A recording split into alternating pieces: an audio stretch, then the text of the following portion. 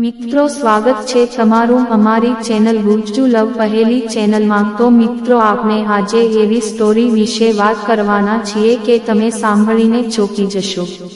આ વાર્તા મારા પાડોશીની ભાભીની છે। મારું નામ વિજય છે અને હું મુંબઈ નજીક વસઈ શહેરમાં રહું છું। મારી ઉંમર માત્ર 26 વર્ષ છે અને હું અહીં મારા કામ માટે એકલો છું। હું વસઈમાં રહું છું। મારો પરિવાર દૂર રહે છે। વસઈ એક સારું શહેર છે, ત્યાં સારા લોકો છે અને અહીંના લોકો ખૂબ જ એન્જોય કરે છે। હું અહીં રહેતો હતો અને છેલ્લા 2 વર્ષમાં મને સમજાયું કે તે જૂન હતો અને વર્ષ 2020 હતું। મારા ઘરની સામે એક ભાઈ રહેતા હતા અને જેઓ વારંવાર જોવા મળતા હતા। તેઓ શું કરે છે તે હું જાણતો હતો, પરંતુ તેમની કાર માત્ર 11 વાગ્યા પહેલા ઘરે આવતી ન હતી। એક દિવસ રવિવારનો દિવસ હતો। હું ઘરની બહાર આવ્યો અને તે મને મળવા આવ્યો અને કહ્યું, ભાઈ, તમારી પાસે દરરોજ 1 કલાક હોય, જો તમારી પાસે સમય હોય તો કૃપા કરીને મારા પુત્રને ટ્યુશન આપો। મેં કહ્યું, ઠીક છે, હું સાંજે 6 વાગ્યે પાછો આવીશ અને આજે હું ઘરે છું અને હું તમને સાંજે 6 વાગ્યે પહોંચીશ। અને તે ભાઈ મને નીચે બેસાડી તેની પત્નીને કહ્યું, સવિતા, જુઓ કોણ આવ્યું છે। પછી મેં જોયું કે તે ખૂબ જ મોટું ઘર હતું અને તે ખૂબ જ સારો એન્જિનિયર હતો અને મને ખૂબ સારું લાગ્યું। 8 વર્ષનો પુત્ર અને તેને મને નમસ્કાર કહ્યું। મેં પણ તને નમસ્કાર કર્યા અને તેના પુત્રને હેલો કહ્યું। મેં તેને તેનું નામ પૂછ્યું। તેણે મને તેનું નામ ધ્રુવ કહ્યું અને મને શાળા વિશે કહ્યું અને તે ચારે બેઠા થોડા સમય માટે અને પછી સામાન્ય રીતે વાત કરી અને પછી દિવસ આ રીતે પસાર થયો। જ્યારે હું મારા ઘરે પાછો આવ્યો ત્યારે હું સવિતા વિશે વિચારતો રહ્યો। મેં કહ્યું, સવિતાએ આજે વધુ વાત કરી નથી, પરંતુ તે હસતી રહી અને મને લાગ્યું રશ્મિકા મંદાનાના ઘરે આવો।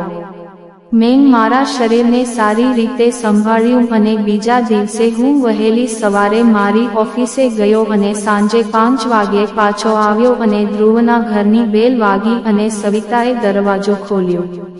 આજે તેણીએ લો કટ ટી-શર્ટ પહેર્યું હતું અને તેનું શરીર ખૂબ જ ભારે હતું, લગભગ મારા જેટલી જ ઊંચાઈ। મલકીન ખૂબ જ સુંદર દેખાતી હતી અને તેણીએ મને તેણીને સુંદર કહેવાનું કહ્યું અને બહેતાએ પણ તેણીને પાણી આપ્યું અને ચા માટે પૂછ્યું। મેં કહ્યું કે હું ચા નથી પીતો। મેં સવિતા સિવાય કોઈ જોયું નહોતું, તેથી મેં પૂછ્યું કે ધ્રુવ ક્યાં છે અને તેણે કહ્યું કે તે તેના રૂમમાં સૂઈ રહ્યો છે। સવિતાએ પૂછ્યું, તમે કેમ ન જાગ્યા અને શું તમે વિચાર્યું કે કદાચ હું અહીં નહીં રહીશ? પણ તેણે મને કહ્યું કે તેને સંપૂર્ણ ખાતરી છે અને હું ઉપરના રૂમમાંથી 5 વાગ્યે તારા ઘરે જઈ રહ્યો છું।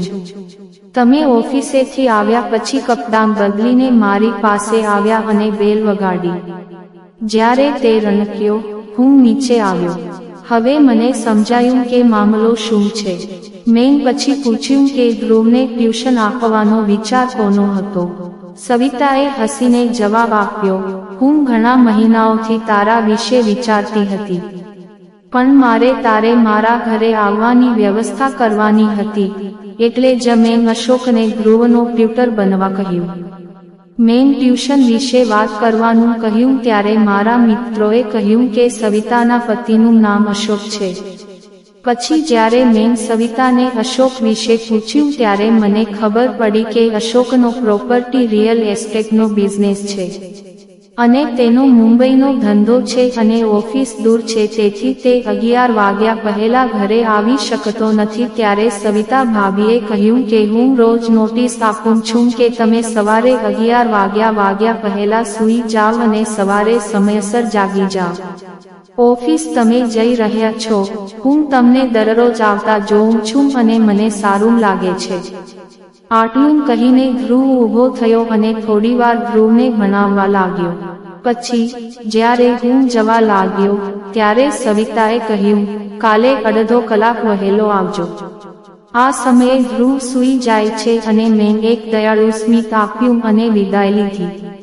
હવે હું સવિતા ભાભીને સમજી ગયો કે મારું નસીબ ચમક્યું છે અને 4 દિવસ પહેલા મેં ક્યારેય કલ્પના પણ નહોતી કરી એટલો જલ્દી મળવા જઈ રહ્યો હતો. બીજા દિવસે હું સવિતાના ઘરે પહોંચ્યો અને સવિતાએ સૂટ પહેર્યો હતો અને નીચું ટી-શર્ટ પણ નહીં.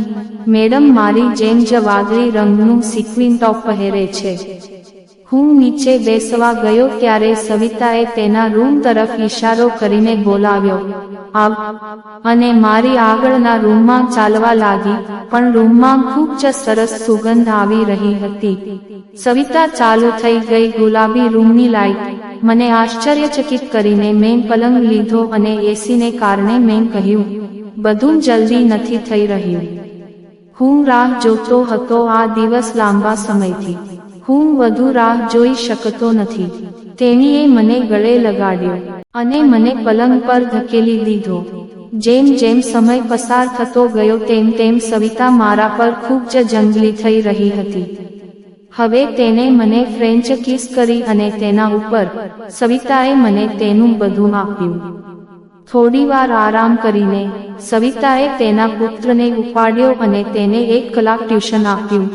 ત્યારબાદ ધ્રુવ તેના મોબાઈલ પર ગેમ રમવા લાગ્યો. ત્યારે સવિતા બંધ થઈ ગઈ. મેં અને કહ્યું કે તે શરબત બનાવતી હતી. મેં શરબત લીધી અને ફરીથી અમે તેને બેડરૂમમાં લઈ ગયા અને તેને શરબત પીવડાવ્યું અને પછી હું મારા ઘરે ગયો. આજની વાર્તા વિશે તમારો શું અભિપ્રાય છે? મિત્રો, તમને આ વાર્તા કેવી લાગી કોમેન્ટ કરીને જણાવો અને તમને આ વાર્તા ગમી હોય તો ગુજ્જુ લવ પહેલી ચેનલને સબસ્ક્રાઇબ કરો.